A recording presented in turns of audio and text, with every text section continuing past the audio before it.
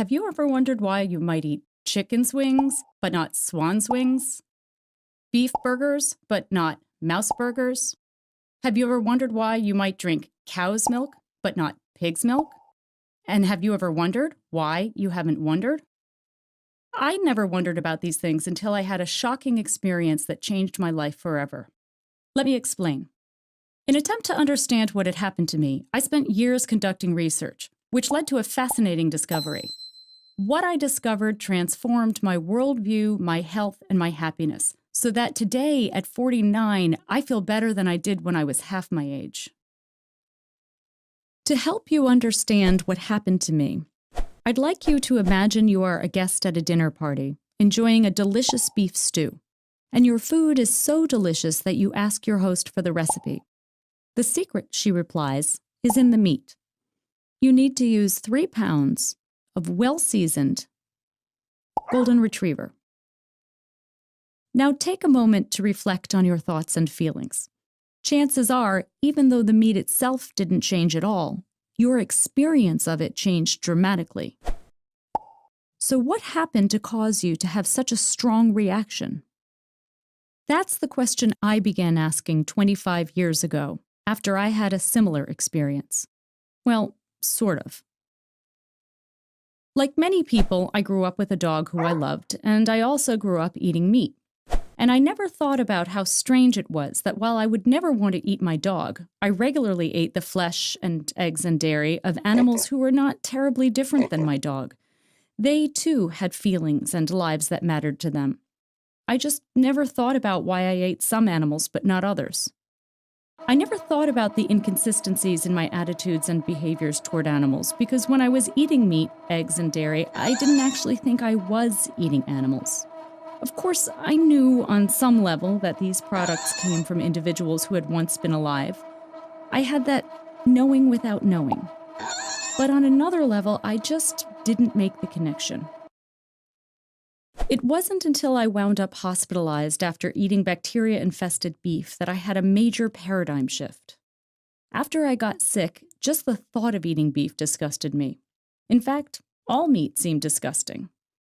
And suddenly, I saw meat not as food, but as dead animals. Beef stew seemed no different than golden retriever stew. And as I looked at the world with new eyes, I saw animals' body parts everywhere I turned, lining grocery store shelves, filling trucks bound for the market, spilling off lunch trays, packed in delicatessen freezers. And people everywhere, rational, caring people like myself, were putting these animals' bodies into their mouths as though nothing at all were wrong. I had to understand how I could have gone through my entire life being blind to what was right in front of me, and why nobody I talked to about this was willing to hear what I had to say. It wasn't until 2 decades later, after I had completed my doctoral research on the psychology of eating meat, that I had the answer. And this is what I discovered. It turns out that most of us eat animals not because we need to, or even because we truly wish to, but because we have been conditioned to by a widespread destructive belief system that operates outside our awareness and therefore without our conscious consent. We often assume that only vegans and vegetarians bring their beliefs to the dinner table. But the only reason many of us eat cows but not dogs, for example, is because we do have a belief system when it comes to eating animals. When eating animals is not a necessity, which is the case for many people in the world today, then it is a choice. And choices always stem from beliefs. So what my research uncovered is that there is an invisible belief system that conditions us to eat certain animals. And I named that system carnism.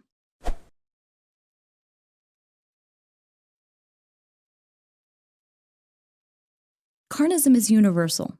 In meat-eating cultures around the world, people typically classify only a tiny handful of animals, out of millions of possible species, as edible. All the rest are classified as inedible and disgusting.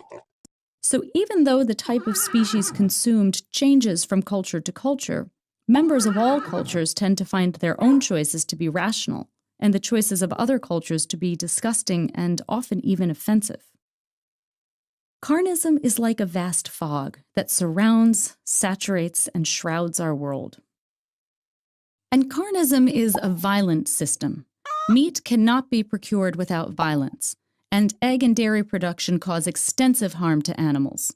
In fact, today, the egg and dairy industries are arguably the most brutal of all carnistic industries.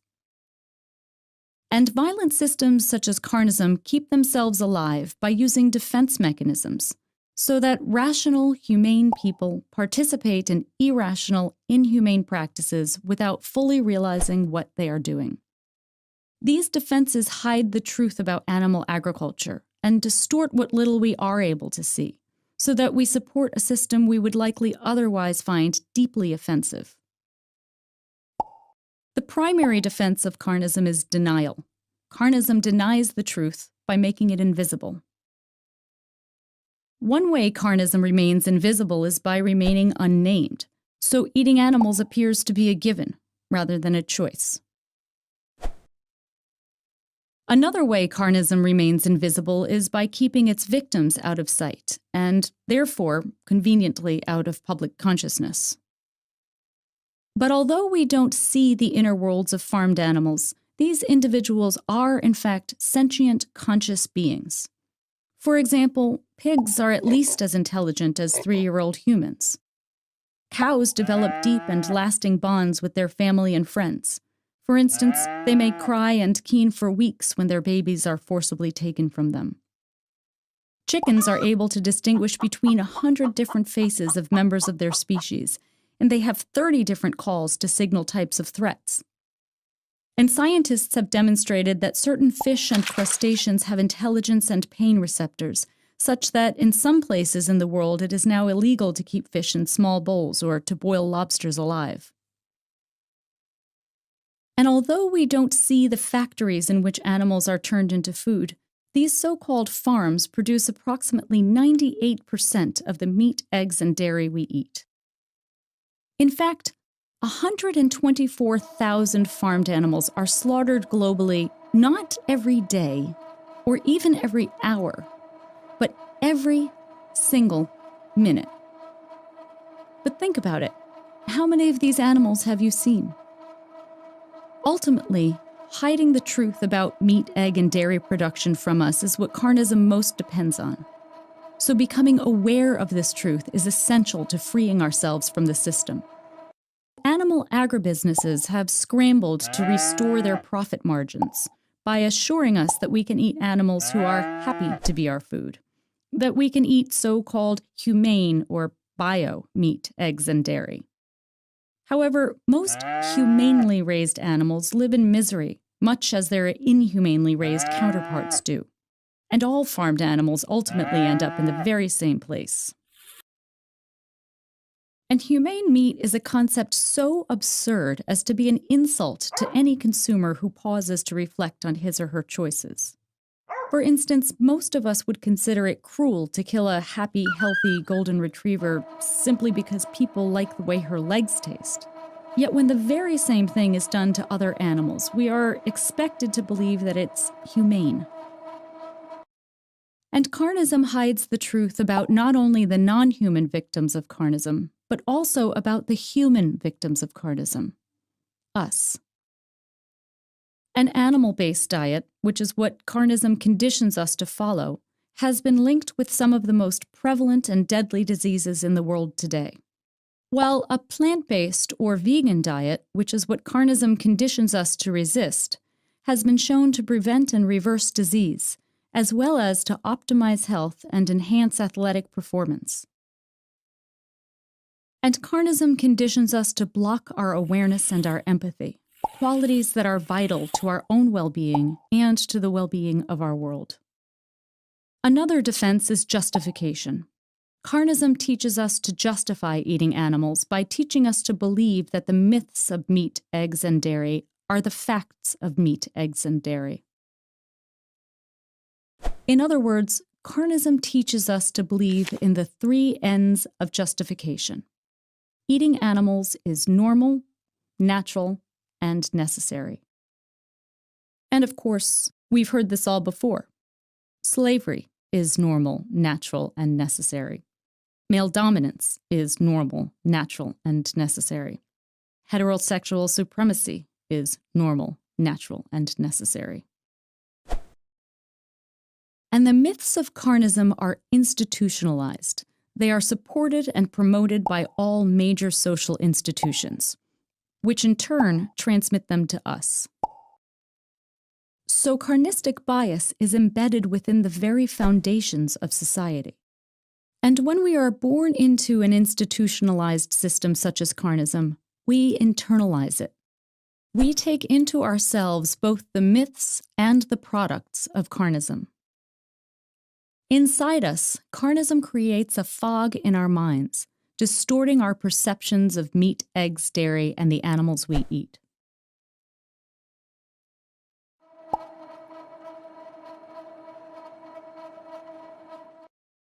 For example, carnism teaches us to place animals in rigid categories in our minds, and therefore in our hearts. And carnism teaches us to see farmed animals as objects, as things rather than beings. And carnism teaches us to see farmed animals as abstractions, as lacking any individuality or personality of their own.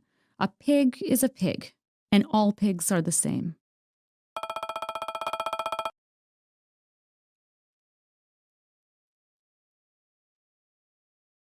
But the fact that carnism needs to use such elaborate defense mechanisms is actually good news.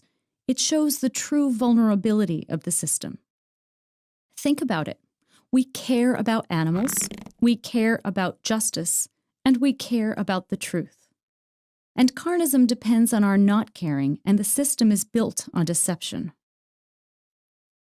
So carnism needs us to do its job for it, to ignore the truth, and to resist the very thing that would set us free: awareness.